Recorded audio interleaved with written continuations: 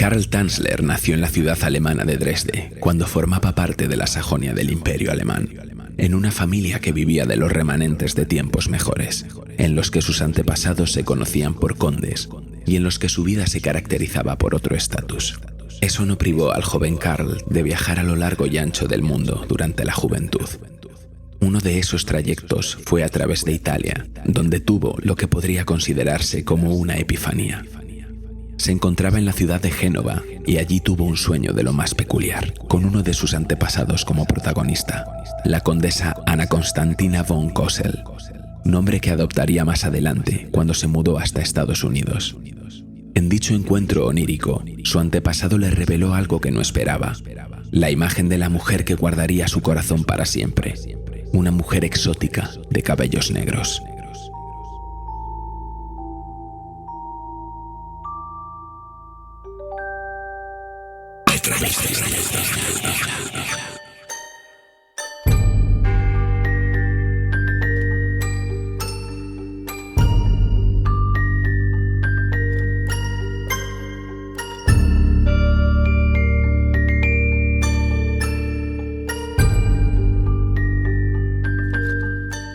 Pasaron los años y Tanzler en su juventud se marchó a Australia antes de que estallara la Primera Guerra Mundial. Una vez dio comienzo el conflicto, el ejército británico le descubrió y le llevó hasta un campo de concentración para prisioneros por su propia seguridad. No obstante, al finalizar la guerra, llevaron al prisionero hasta Holanda para un intercambio con ingleses, y de allí se marchó de vuelta a casa de su madre, con la que convivió 3 años, hasta que contrajo matrimonio con Doris Schaffer.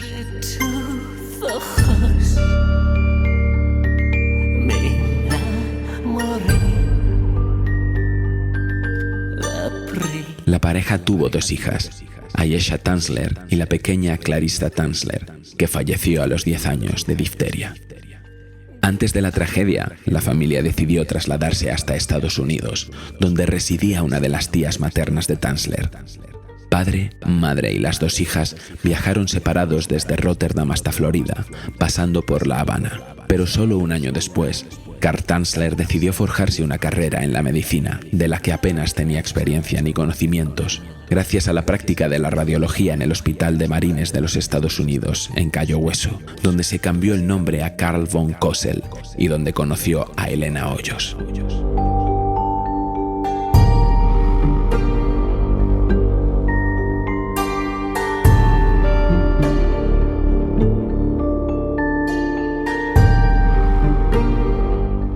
María Elena Milagro Hoyos era hija de inmigrantes cubanos. Su padre, Francisco Pancho Hoyos, había amasado una fortuna en Estados Unidos con la fabricación de cigarros y puros habanos, mientras que su madre, Aurora Milagro, había tenido otras 2 hijas, Florinda, la llamada Nana, y Celia.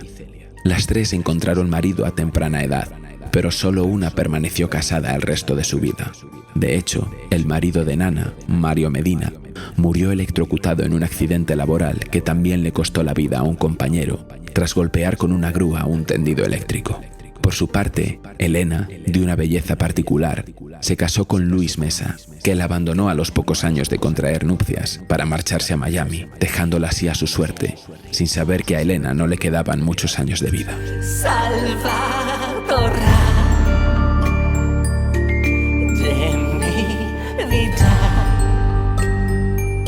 Poco después, los médicos le diagnosticaron tuberculosis, una enfermedad que no solo era extremadamente contagiosa a finales del siglo XIX, sino que además terminaría cobrándose la vida de la mujer cubano-estadounidense. En ese momento, y en uno de los muchos intentos de su madre, Aurora, por salvarle la vida, la llevaron a ver a Karl Tanzler, el médico residente en el Hospital Militar de la Costa. Mientras para Elena se trataba de la vida o la muerte, Karl vio en ella a la mujer de cabellos oscuros que su antepasado le había revelado en sueños. Cayó rendido a sus pies y el enamoramiento repentino derivó en una obsesión continua con su propia paciente. La primera vez que te vi de tus ojos me enamoré. La primavera. La agasajó con regalos, joyas, complementos y ropas para conquistarla, mientras intentaba salvar su vida con una combinación caótica entre el empleo de todos los medios a su alcance y los escasos conocimientos de medicina que acababa de adquirir de manera autodidacta. No pudo acabar de otra forma. Elena no solo no respondió a las muestras de afecto de Tanzler, tampoco respondió bien al tratamiento y falleció a los pocos meses, un 28 de octubre de 1931, casada todavía de manera oficial con Luis Mesa.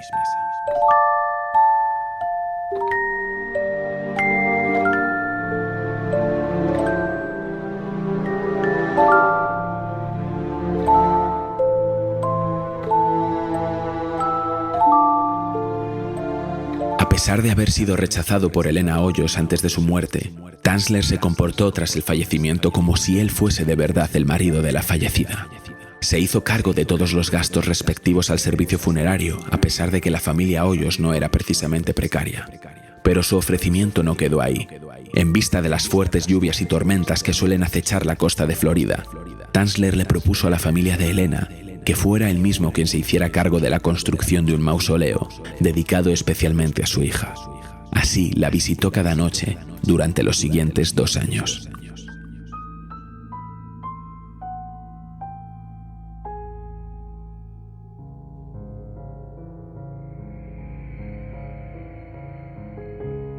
Esas visitas nocturnas y las flores no fueron suficientes para él, y en abril de 1933, el cuerpo de María Elena Hoyos desaparecía del mausoleo donde debía guardar descanso. Ayudado de una carretilla y en plena madrugada, Tanzler se llevó el cadáver de su amada hasta su casa.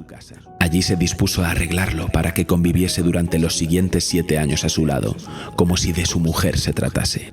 Unió los huesos con alambres y perchas para la ropa. Llenó las cuencas vacías de los ojos con trozos de vidrio. Al pasar 2 años del fallecimiento, la piel del cuerpo se encontraba en un avanzado estado de descomposición. Por ello, el radiólogo alemán la reemplazó con tela de seda empapada en yeso de París.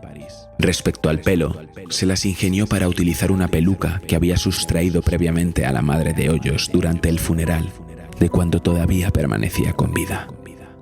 Llenó el espacio del abdomen y el pecho con harapos y la mantuvo vestida con medias, joyas y guantes.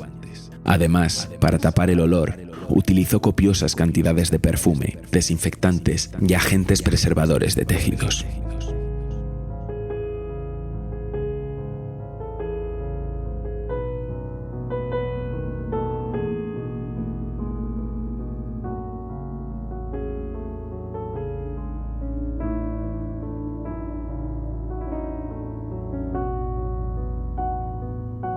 Tanzler, hombre mayor, conocido en aquel pueblo pequeño por ser soltero, comenzó a comprar ropa de mujer, regalos, joyas, dando pie a todo tipo de rumores. Uno de los niños del lugar afirmó que lo había visto bailando con una muñeca gigante. Esos rumores llegaron hasta Florinda, la hermana de Elena, que se acercó a la casa de Tanzler para descubrir el horror más absoluto. Encontró el cuerpo de su hermana remendado y postrado sobre la cama del radiólogo. La policía detuvo a Carl, pero los delitos de sustracción de cadáver y profanación de tumbas ya habían prescrito y el médico quedó en libertad.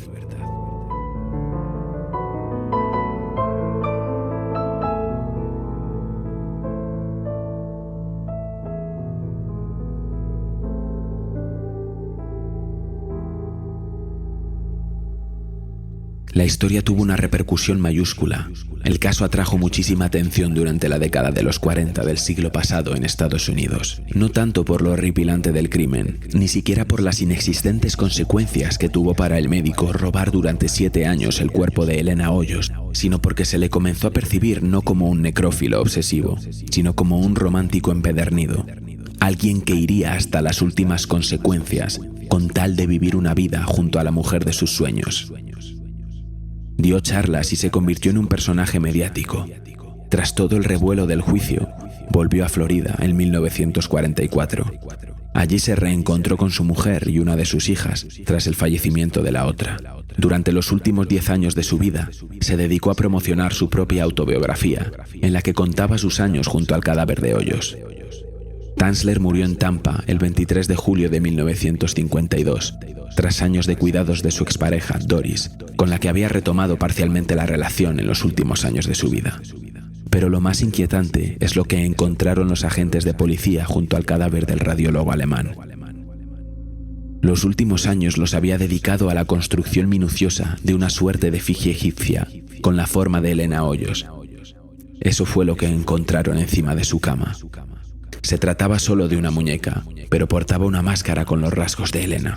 Su cuerpo estaba ataviado con sus mismas ropas y hacía las veces de compañera marital de Tanzler. Pero lo más inquietante llegó al encontrar el objeto que estaba junto a la cama, sobre la mesa. Durante todos esos años de foco mediático de los que disfrutó el alemán tras la publicación de su historia en el periódico Miami Herald, se especulaba con la posibilidad de que hubiera practicado la necrofilia con el cadáver de Hoyos. El objeto que encontraron era un cilindro metálico envuelto en telas de seda, la misma herramienta con la que los rumores especulaban que Tanzler podría haber conseguido violar el cadáver de Elena. Ahora los investigadores no solo confirmaban esta teoría, sino que descubrían que las mismas prácticas se habían estado realizando con la estatua con la que Carl había convivido en los últimos años de su vida.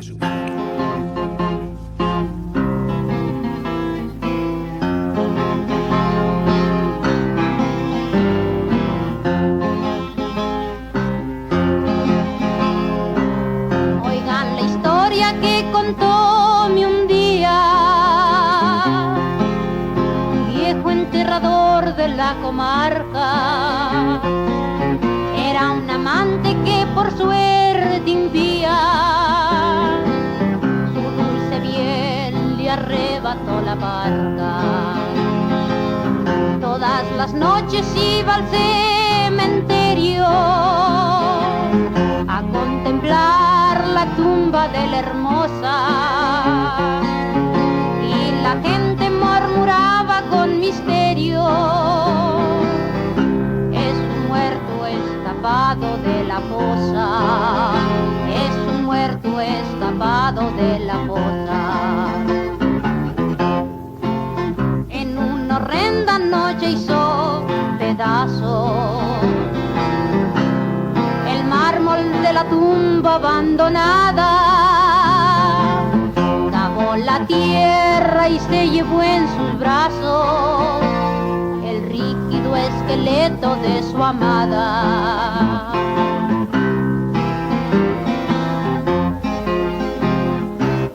Allí en su habitación sola y sombría, y un cirio fúnebre a la luz incierta, sentó a su lado lausamente fría y celebró sus bodas con la muerta, y celebró sus bodas con la muerta. Y para comentar este caso está con nosotros una semana más Pedro Riutort. Buenas tardes, días, noches, Pedro. Buenas tardes, días, noches, Javi, ¿cómo estás? Muy bien, ¿y tú que estás un poquito pachucho? ¿Estás aquí haciendo el programa? Bueno, he estado muy pachucho, con mucha fiebre y con dolor de garganta, pero ya estoy recuperado. Pues un caso muy bueno para recuperarse y para sudar la gota fría, porque vamos, tiene tela, no sé si lo conocías. El caso, a ver, yo había oído hablar del caso y de hecho creo que leí un artículo de estos un poquito que está entre el creepypasta y bueno, que hablaba del tema de la necrofilia en diferentes casos, y sí lo conocía de esa referencia, pero no había investigado tanto como ahora que tú me has pasado, pues bueno, toda la documentación y lo que he podido yo leer, ¿no? Pero sí lo conocía. No profundamente, pero sí. Claro. Además, siendo tú mallorquín, yo no sabía que al parecer este caso pudo haber inspirado a Bonet de San Pedro para hacer Rascayú. Cuenta por ahí. Sí, pues por lo visto sí. Yo tampoco lo sabía eso, pero bueno, sí, es una curiosidad, ¿no? Rascayú, cuando mueras, ¿qué harás tú? Rascayú, cuando mueras, ¿qué harás tú? Serás un cadáver nada más. Rascayú, cuando mueras, ¿qué harás tú?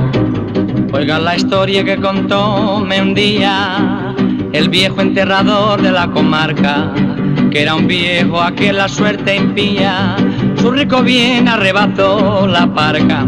Todas las noches iba al cementerio a visitar la tumba de su hermosa, y la gente murmuraba con misterio: es un muerto escapado de la fosa.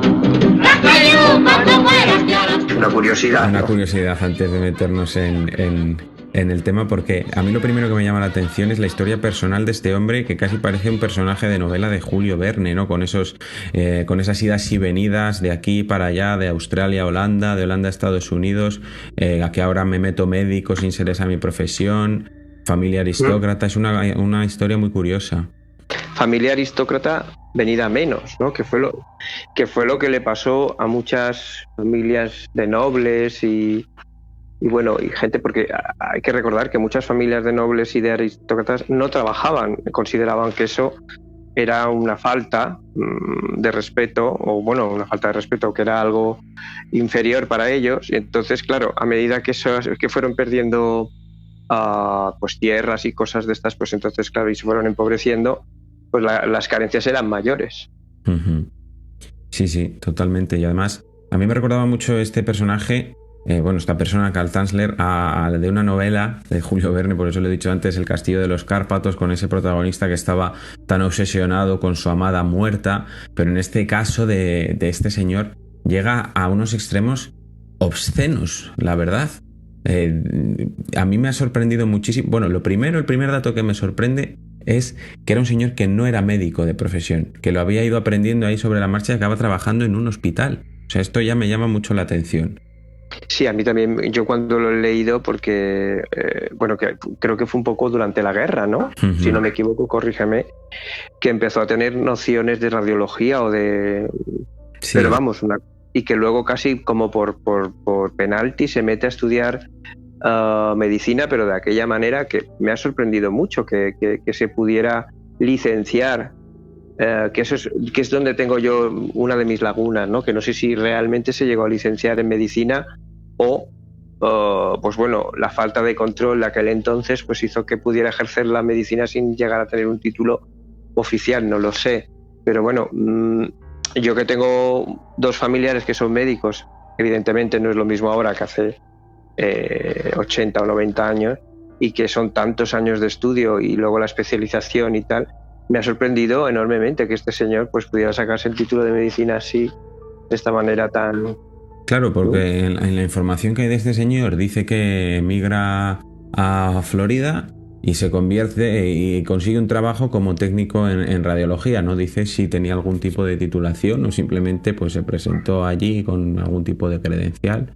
Pero la verdad era un personaje bastante particular. Digamos que años antes, comentaba en la presentación, había tenido una suerte de epifanía en la que un antepasado suyo le presentaba a la que iba a ser la mujer de sus sueños, digamos, ¿no? Trabajando, que eso ya también nos dice un poco cómo podía ser la psique de este señor. Y trabajando en ese hospital es cuando conoce a la que va a ser pues la coprotagonista, por desgracia, de esta historia, María Elena Hoyos, de la que él se enamora perdidamente. Era una mujer que acudió allí ya muy mal, la madre estaba desesperada, enferma de tuberculosis, y este hombre, al verla, pues cree ver en ella esa visión que había tenido años antes. Y aquí empieza... hace la conexión, digamos, del sueño premonitorio o supuestamente premonitorio a la realidad, ¿no? Uh-huh. Hace ahí una conexión muy extraña, obsesiva, no sé cómo definirla, porque claro, esta mujer llega ahí en su lecho de muerte, prácticamente desahuciada, y este señor, siendo radiólogo, como hemos dicho, no sabemos con qué tipo de titulación, se obsesiona tanto con ella que le dedica todos sus cuidados, todas las técnicas que están a su alcance para intentar curarla, pero al final pues ella acaba muriendo. Hay que recordar que la cortejó en vida, pero era un amor no correspondido. Este señor era bastante mayor que ella, la agasajó sin éxito en su lecho de muerte, y cuando ella muere, esa obsesión continúa. él le dice a la familia que va a construir un mausoleo, que lo va a pagar él. Se tarda 2 años en construir ese mausoleo donde entierran el cadáver de María Elena. Él visita asiduamente esa tumba y acaba por secuestrar el cadáver 2 años después, cuando él secuestra el cuerpo. O sea, llevaba ya 2 años descomponiéndose. Tenía que estar en un estado lamentable ese cuerpo. Yo es que no me quiero imaginar la estampa. O sea, yo hasta... Quiero decir, entiendo que esto es una obsesión llevada al límite. No sé si puede ser posible que alguien... Parece ser que sí, ¿no? Pero me refiero... que sale de toda lógica, que es primero el sueño y luego cuando ve a esta mujer moribunda de tuberculosis, pues emprende su viaje hacia esa obsesión hasta llegar a límites insospechados, porque luego más adelante supongo que harás alguna apunte sobre de más cosas que quería realizar este señor. Pero bueno, a lo que voy, hasta ahí lo puedo entender, ¿no? Porque entiendo un trastorno obsesivo, digamos, pero ya rebasar esos límites me parece, y descubrir un cuerpo o desenterrar un cuerpo 2 años después, en el estado lamentable en el que tendría que estar ese cuerpo, y poder convivir con él durante 7, 8 años, que, bueno, no sé si supongo que habrás descrito la forma en que lo reconstruyó, porque utilizó partes de seda, bueno, no sé. Eso iba a recalcar. Instala un laboratorio improvisado en su casa, hace todo lo posible para reconstruirla, la destripa, la rellena con trapos y telas, reemplaza su piel podrida con seda empapada en yeso de París, le pone ojos de vidrio, usa perchas y cables para estabilizar su esqueleto y hacerla maniobrable. Bueno, una cosa, digamos que este señor también, aparte de dar rienda suelta a esa pasión, ese amor no correspondido, puso en práctica un montón de técnicas que a lo mejor él ya llevaba tiempo queriendo hacer, no lo sé. Ya, pero yo digo que entonces, ¿qué te queda del cuerpo original? Ya. Porque es que eso, si coges un muñeco y lo rellenas y yo qué sé, y le pones la cara, o te queda prácticamente lo mismo, ¿no? Cuando lo leía decía, evidentemente responde a una obsesión enfermiza, ¿no? Lo siguiente, porque vale que estás obsesionado con esa persona, pero ¿qué te queda? Bueno, en fin, no se puede racionalizar algo así, creo yo, porque es otro nivel. Yo creo que una persona que obra así, su conciencia, su forma está a otro nivel totalmente. No queda nada, y además era una atracción basada prácticamente en el plano físico, porque lo que se conocen en lo personal de estas 2 personas es muy poco, el lapso de tiempo entre que ella llega al hospital y fallece. O sea, era una atracción totalmente basada en lo físico. De hecho, se hablaba, bueno, antes de irme a esto voy a comentar que 7 años duró esa convivencia al lado de este cadáver. Él hablaba con ella, experimentaba con ella, y a lo que iba, vete tú a saber qué cosas hacía, porque bueno, discutían poco, tengo entendido. Sí. En ese aspecto era una pareja bien avenida. Porque... Cuando este hombre murió y se hizo un registro en su casa, encontraron una suerte de instrumento que se insinúa él podía haber usado para violar ese cadáver, ¿no? Era un tubo que se le habría insertado en la vagina al cuerpo de María Elena para que él pudiera continuar para que él pudiese tener relaciones sexuales con este cadáver, aunque él admitió que jamás había tenido relaciones sexuales. Claro, ¿qué iba a decir él? Pero desde luego ese tubo da bastante que pensar y nada bueno que pensar. Sí, llegados a este punto, visto lo visto, leído lo leído, uno pues ya se espera cualquier cosa, ¿no? Uh-huh. Yo. Porque es que 7 años viviendo al lado de ese cuerpo. Yo me imagino el momento en el que lo descubre la hermana de María Elena, tuvo que ser traumático. Sí, que eso es otra estampa, porque yo cuando leía este fragmento decía, madre mía, ya desde luego hay que tener valor para presentarse ahí, si es como narra el texto que yo he leído, y descubrir el cuerpo, porque aparte del shock de descubrir el cuerpo de tu hermana en el estado, que yo supongo que no lo debió ni reconocer, debió interpretar que era el cuerpo, pero pues por lo que decimos, que estaba tan tuneado, para entendernos de alguna manera, que debió decir, vale, por las habladurías y tal, pues es el cuerpo. Pero luego estás ahí dentro, quiero decir, y estás dentro de la casa de un señor que es capaz de desenterrar un cuerpo, el de tu hermana, y convertirlo en un fetiche sexual. Yo me imagino esos instantes de decir, ¿cómo salgo de aquí? Y tiene que ser espantoso. Claro, además es que este señor había llegado a Estados Unidos con una esposa y 2 hijos, a los que había abandonado poco después, y en ese pueblo de Florida era conocido pues como un hombre soltero, ya mayor. La gente del pueblo pues comienza a verle comprar ropa y accesorios para mujer, no entienden muy bien qué es lo que está pasando ahí, y un niño pues afirma que lo ha visto desde fuera mientras bailaba dentro de su casa con una muñeca gigante, que ya eso es espeluznante, ¿no? En 1940 una de las hermanas de Elena va a visitar al médico sospechando lo que estaba sucediendo allí, y se horroriza al descubrir lo que parecía ser pues esa efigie de tamaño natural de su trágica hermana. Llama a la policía, se presentan allí y se confirma que en realidad era su hermana. O sea, es que es terrible. Yo no me lo puedo ni imaginar todo lo que te tiene que pasar por la cabeza en ese momento, el shock traumático que tiene que ser eso. Claro, no, por eso digo que yo también cuando lo leía estaba alucinando, ¿no? En este momento, pero yo pensaba dentro de mí, el momento en que lo descubres y que dices, bueno, me voy. Quiero decir, ahora vuelvo, ¿sabes?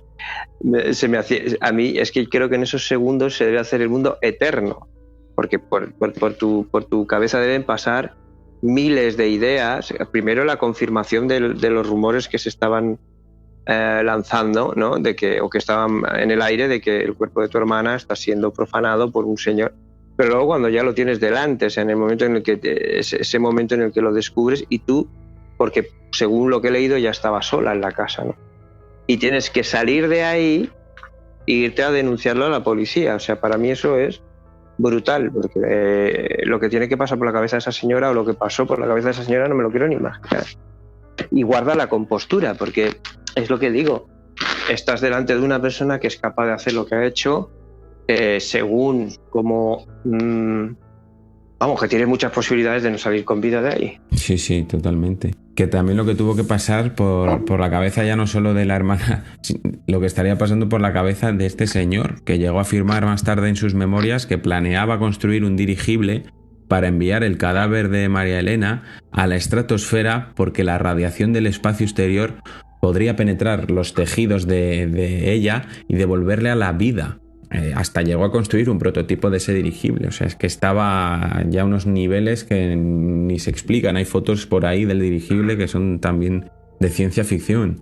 Sí, bueno, eso es maravilloso. O sea, es maravilloso. Yo cuando me lo has comentado, porque esta parte yo no la había leído, pero digo, bueno, este señor que pensaba que esto era Jason en el espacio, o no sé, quiero decir, es que supongo que aquí hace falta información, que este señor debía padecer algún tipo de enfermedad,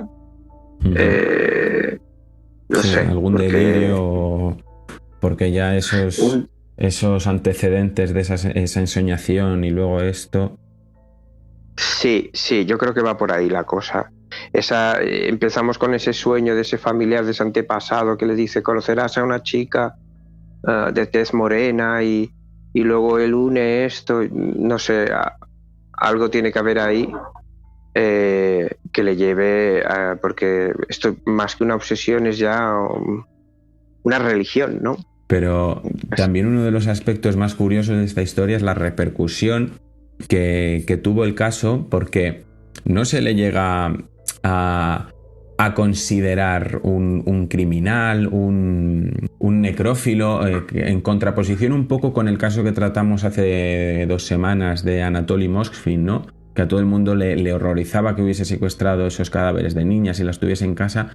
A este señor se le percibe como, a Tanzler me refiero, como un romántico empedernido, ¿no? En esa época, alguien que iría hasta las últimas consecuencias con tal de vivir una vida junto a la mujer de sus sueños, en vez de a un loco que ha secuestrado un cadáver de una persona la que esa persona no estaba enamorada de él, digamos, le ha secuestrado, la ha estado experimentando con ese cadáver, haciéndole todo tipo de cosas. Pues nada, este hombre empieza a hacer giras, se convierte en un personaje mediático, escribe su propia biografía. Pero a ver, es que te voy a decir una cosa, es que hay algo de macabro en la palabra romántico. Quiero decir, o romanticismo. Tú dices, la mujer de sus sueños, ya. Atención con lo que decimos, porque las palabras y las frases tienen un significado. Y tanto que era la mujer de sus sueños. Es que se le apareció un antepasado diciéndole que se iba a enamorar de esa persona.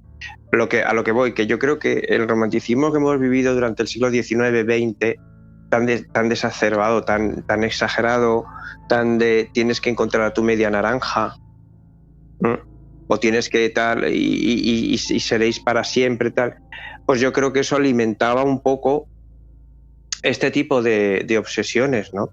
Entonces, este señor, evidentemente que es un romántico, porque a veces un romántico es una persona obsesiva, que ni siquiera conoce a la persona en cuestión de la que se ha enamorado, sino que en realidad se enamora empedernidamente, locamente, y fija toda su atención y su obsesión en esa persona, y no se da ni siquiera el tiempo para conocerla, ¿no? Entonces, un poco yo creo que el romanticismo tiene que ver a veces con la locura, ¿sabes? Que hay una línea entre amor y obsesión muy, muy delgada, muy fina.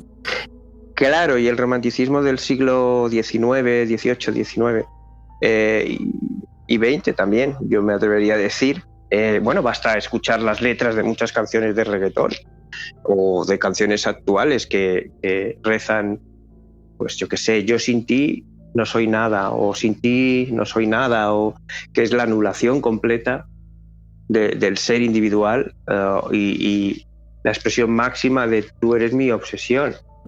Ese romanticismo llevado a ese punto tan exagerado, pues hombre, puede hacer que una persona con ciertas dificultades mentales o ciertos problemas mentales, pues lleve esto a un extremo. Es decir, no quiero que se me malinterprete, no digo que todo el mundo romántico sea así, ¿no? Se entiende lo que estás diciendo, sí, sí. Pero en el siglo XIX yo creo que sí se vivía de una manera muy exagerada, ¿no? Los amores platónicos, pues este tipo de situaciones que daban un poco pie, ¿no? Pues eso. ¿Y cuántas películas, novelas hay basadas en recuperar a esa mujer o esa amada que ha fallecido? O sea, es que nos podemos remontar casi hasta la mitología, ¿no? El mito de Orfeo, y Eurídice, que tenía que bajar a los infiernos para recuperarla. Es un poco esta obsesión, y lo que tú dices, yo creo que se entiende muy bien, y que el concepto de amor se puede tergiversar muchísimo, muchísimo. Se puede convertir en una cosa horrible y terrible, y hay románticos que en realidad lo que son pesados o pesadas. O sea, hay gente que es romántica que es que yo soy muy romántico. No, usted es muy caprichoso y muy obsesivo, y si no tiene lo que quiere, no es feliz, ¿sabe?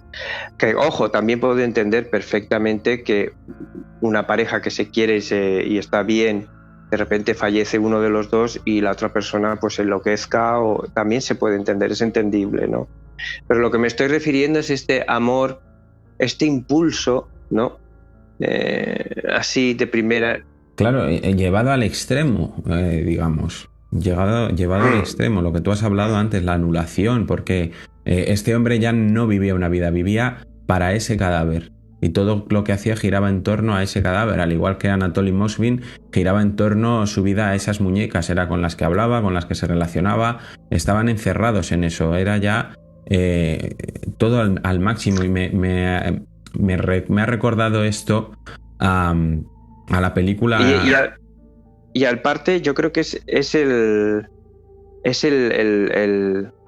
¿cómo decirlo? Es la máxima expresión, perdón, de la proyección de uno mismo, porque habría que ver qué hubiera ocurrido si esa mujer no hubiera muerto y se hubieran casado. A lo mejor él la hubiera vuelto a abandonar al cabo. Si esa mujer se hubiera curado, se hubieran casado, a lo mejor lo hubiera vuelto a abandonar. Pero no, esa mujer, primero se crea la idealización, ¿no? Cuando ella está moribunda. Se muere y él la convierte en un fetiche, porque en realidad la convierte en un fetiche. La desentierra y la convierte, ya hace su fantasía realidad al máximo, ¿no? Y es lo que yo decía un poco en tono de humor negro, no discuten nunca, no, porque ese ser es realmente lo que él quiere, como la vida te la doy yo, es lo que él quiere que sea, es su proyección, ¿entiendes? Entonces, pero habría que ver qué hubiera pasado si ella se hubiera curado y de repente él, pues nada, se hubieran casado y tal. Me resulta horrible el pensamiento de la mujer no estaba enamorada de este señor, probablemente hasta estuviese asustada de este hombre, porque una persona que está moribunda con tuberculosis y aún así tiene que estar rechazando constantemente las proposiciones del médico que se supone que está allí para cuidarla, y que una vez ha fallecido, ya privada de cualquier tipo de voluntad, este hombre coja el cadáver, se la lleva a su casa y haga todo esto, es que me resulta espantoso. Y porque le descubrieron, porque podría haber estado viviendo así toda la vida. Pero bueno. Y también curioso en el caso que este señor, tras haber abandonado a su mujer y a sus hijos, se descubre este pastel, hay un juicio supermediático y vuelve al lado de la mujer para pasar los últimos años de su vida. Mientras contaba su biografía, los años que había vivido con el cadáver de María Elena, y es la mujer la que le cuida hasta su muerte, su mujer original, digamos. O sea, es como todo muy enfermizo. Es todo, pues bueno, una historia muy enrevesada, no sé... es que no sé qué decir. Claro, es lo que digo yo, nos movemos en niveles muy diferentes, ¿no? Sí. Porque creo que, a ver, todos podemos obsesionarnos por alguien, puede ser, puede ocurrir, alguien vivo, pero ya llevar esa obsesión a ese extremo y comportarse como se comportó este hombre, pues debe responder a un perfil pues muy determinado, no sé, entonces... se hace difícil, ¿no? Se hace difícil entenderlo. Y se hace difícil... Sí. No, y se hace difícil también entender que luego la mujer, la primera mujer con la que él estuvo, se hiciera cargo de él. No. Quiero decir, sabiendo todo lo que sabía, lo que había ocurrido. Pero bueno, un caso... Entonces también un poco esa obsesión casi resulta morbosa. Porque además este señor no cedió en su empeño. Él siguió construyendo una muñeca, una suerte de efigie egipcia con la forma de Elena Hoyos, que encontraron encima de su cama cuando él ya había muerto. O sea, aparte de estar conviviendo con su mujer que le había cuidado, él dormía todavía abrazado a una muñeca, que hay fotos de ella y es terrorífica. Pues sí, madre mía, no sé... creo que lo dice todo, ¿no? Ese detalle, y es un poco entronca con lo que yo decía, de que, bueno, se hubiera podido fabricar una muñeca desde el principio, porque después de 2 años desenterrar un cuerpo, yo no sé, no entiendo mucho de anatomía, pero me imagino que lo que debió encontrar, más todo lo que le debió hacer, poco debía distinguirse de lo que era la muñeca finalmente con la que él dormía, ¿no? Debió... Pero bueno, está claro que esto responde a un comportamiento obsesivo brutal, y que hasta los últimos días de este señor pues se comportó pues en consecuencia con esta obsesión, ¿no? Llegó a conservar ese objeto que decíamos, ese tubo con el que decían que podía haberse mantenido relaciones sexuales con el cadáver hasta el día de su muerte. O sea que imagínate hasta dónde llegaba la obsesión. Es un caso muy muy malsano, que a mí cuanto más lo pienso más me revuelve las tripas, la verdad. Pero bueno, sí, puede ser peor. Yo creo que son casos malsanos, pero es lo que decimos, por lo menos yo no opino que, en fin, no está bien lo que hizo, desenterrar un cuerpo, profanar un cuerpo, todo esto no está bien, pero esto es una opinión, lo digo para si alguien se anima a poner un comentario, que entienda que es solo una opinión, nada más. Pero creo que, bueno, que responde a una enfermedad, responde a un patrón obsesivo y no se ha hecho un daño intrínseco, no se ha hecho un daño físico a un tercero, sino que, bueno,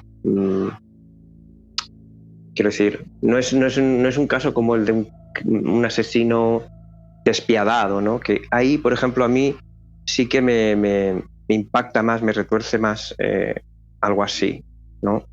Aunque reconozco que este caso es impresionante. Quizá me impresiona, pues nada, imaginarme la atmósfera de la casa, esos 7 años al lado de ese cadáver reconstruido. Es tétrico, ¿no? Es macabro, es enfermizo. Pero no le veo tampoco a la historia, lo que yo he podido leer, informarme, no le veo una maldad, ¿sabes? Al personaje de Carl no le veo una maldad, no. Podemos, sin embargo, es lo que tú comentabas, ¿no? Puede que hubiese ahí una enfermedad no diagnosticada, que para él esos límites de la moral fuesen borrosos en base a esa obsesión que él tenía. A lo mejor él veía el mundo de otra manera distinta, como en el caso de Anatoly Moshfin. Él no pensaba que estaba haciendo un daño a nadie. Moshfin, ¿no? Exacto, lo que quiero decir no es que esté bien, ni muchísimo menos, no. Pero quiero decir que estos dos personajes para mí no responden a una maldad intrínseca, ¿no? O una maldad de voy a hacer daño o disfruto haciendo daño.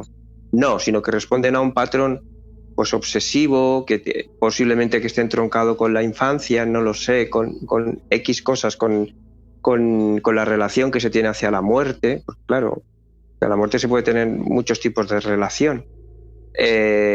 Y bueno, finalmente se crea este perfil tan característico, ¿no?, de persona y tal. Pero no le veo una maldad terrible como otros casos, pues, que has tratado tú en tu programa, que francamente se hacen hasta difíciles de leer, ¿no?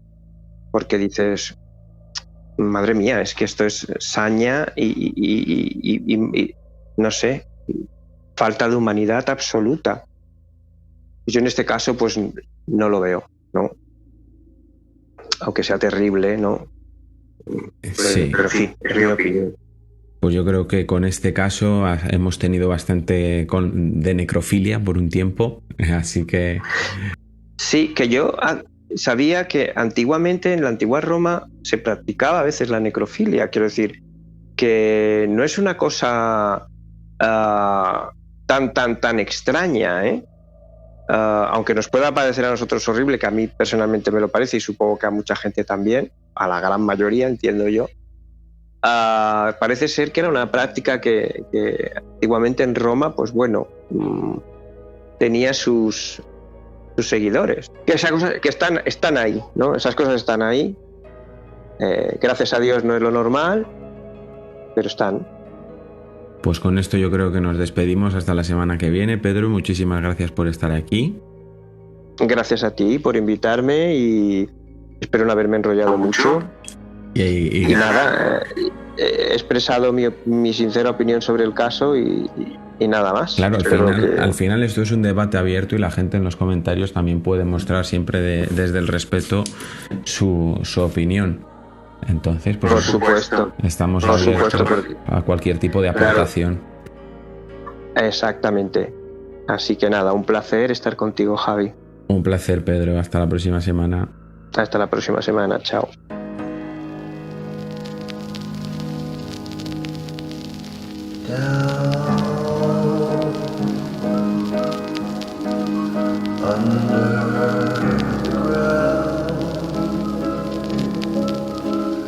There's a town there